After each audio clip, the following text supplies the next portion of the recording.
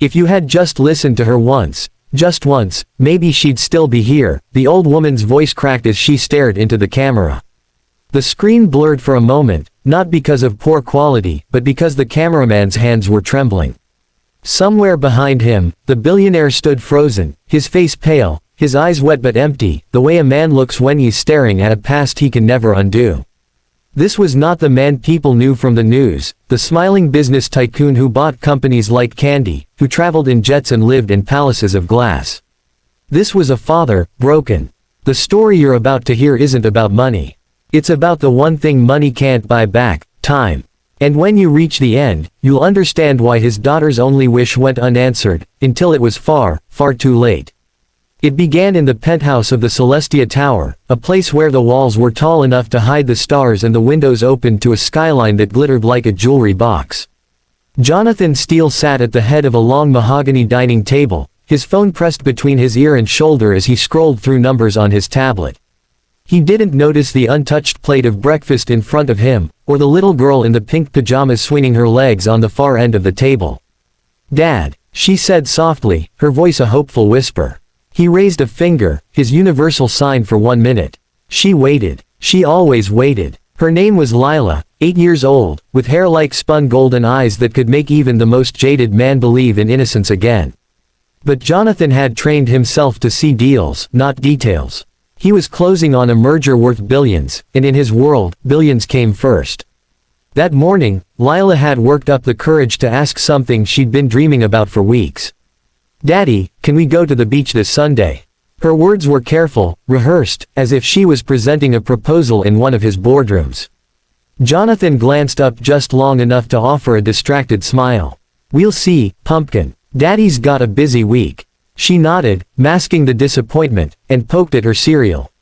He didn't notice the way her shoulders slumped. He didn't notice the way she whispered okay to herself. In Jonathan's mind, there would always be another Sunday. Another chance. What he didn't know was that Lila's life had already begun counting down in ways no one could see. The signs were subtle at first, too subtle for a man buried in meetings, flights, and calls. A little fatigue here, a complaint about headaches there. The family doctor mentioned it might be stress or maybe anemia. Kids grow fast, sometimes they just need rest, Jonathan was told. He took that as a green light to keep running at his usual speed, thinking everything could wait until, after the deal closes.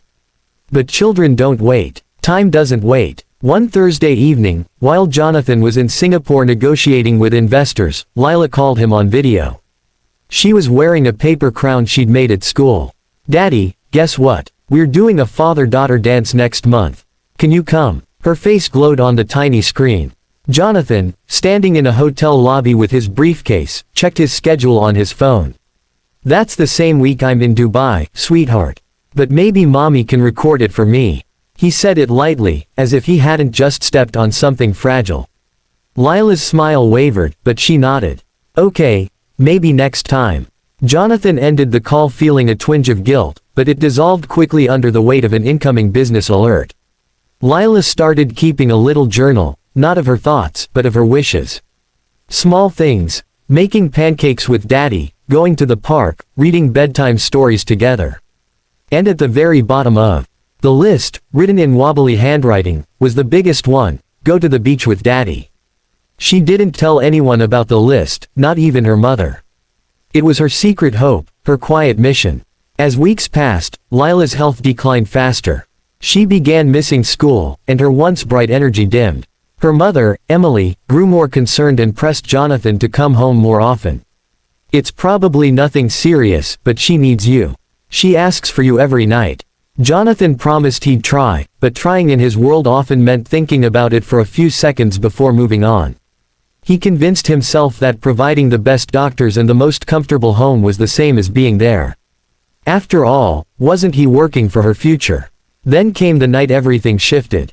It was raining hard, and the city lights blurred against the penthouse windows. Lila sat curled on the couch, her paper crown now bent at the edges. She looked up at her mother and whispered, "Mommy, if I only get one wish, can you make Daddy take me to the beach?" Emily's chest tightened. "Why do you say if you only get one wish, sweetheart?" Lila shrugged. "Because, sometimes I feel like I won't have many." Emily's eyes stung. She tried to laugh it off, to promise her that there'd be plenty of wishes, plenty of Sundays. But deep down, fear began to bloom. She called Jonathan that night, her voice sharper than usual. "John, this isn't just about work anymore. Something's wrong with Lila, and she needs you here." Jonathan, sitting in a boardroom in Tokyo, rubbed his temple. "Emily, I can't just walk away from a $1 billion deal. We'll set up something special for when I'm back, okay?" Emily didn't answer right away. When she did, her words cut deeper than any market loss he'd ever suffered. "There might not be a, when you're back." Jonathan brushed it off as emotional exaggeration. After all, children get sick all the time. They recover. They bounce back. That's what they do. But by the time his flight finally brought him home, the doctors had found something, a rare, aggressive illness that was already in its advanced stages. The kind that doesn't care how much money you have. For the first time in years, Jonathan canceled everything. Meetings were postponed, deals were handed off, his phone was turned off more than it was on. He sat by Lila's bedside, holding her hand, telling her stories about the ocean and how, when she got better, they'd build the biggest sandcastle anyone had ever seen. Lila smiled, but her eyes had a sadness in them that no child should ever carry. Then, one quiet morning, Lila woke up and asked, "Daddy, can we go to the beach today?" Jonathan hesitated. She was fragile, the weather was unpredictable, and the doctors would never approve. But something in her voice made him say, "Yes. Yes, we can." He promised they'd go the next morning when the sun was brighter. Lila closed her eyes, a small smile on her lips, and whispered, "Okay, Daddy."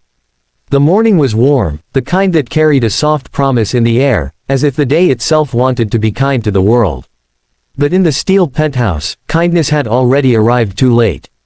Jonathan awoke to an unusual silence. The house was always quiet, but this was different, a heavy, suffocating quiet, the kind you can feel pressing against your chest. He walked to Lila's room, smiling faintly as he imagined her face lighting up when he told her they were going to the beach right away. He opened the door, ready to surprise her. She lay there still, her paper crown resting beside her pillow, her tiny hand curled under her cheek. For a brief second, he thought she was sleeping. But when he reached to brush the hair from her face, the truth hit him like a freight train, cold, absolute, and irreversible. Lila was gone. The clock on the wall ticked on, cruelly unaware that it had just marked the end of a world. Jonathan stumbled back, his breath collapsing in his lungs, his mind screaming that this could not be real. Emily was already there, sitting on the floor against the wall, her face buried in her knees, her body shaking. She had been there for hours, keeping watch through the night, hoping against hope for a miracle that never came. Jonathan fell to his knees beside the bed, clutching his daughter's tiny hand, whispering, I'm here now, as if somehow his presence could rewind the hours. But the truth was brutal, he was there now, but not when it mattered. He had missed the only wish she ever truly asked of him. The doctors said she had slipped away peacefully, that she hadn't suffered in those final moments. But for Jonathan, the peace was an insult. There was nothing peaceful about the void she left behind. He thought of every meeting, every flight, every deal that had kept him away. He thought of the countless, "we'll see," and "maybe next time," answers he had given her. They weren't harmless brush-offs anymore. They were knives. That day, Jonathan canceled everything permanently. The billionaire who once ran empires simply vanished from the business world. But money has a way of clinging to men like him. He still had it all. The problem was, none of it mattered anymore. The penthouse felt like a glass coffin, each room echoing with ghosts of moments that never happened. In the weeks after her funeral, Jonathan became obsessed with the journal Emily found in Lila's desk drawer, the one filled with her wishes. He read it over and over, his eyes always lingering on the last line, "Go to the beach with Daddy."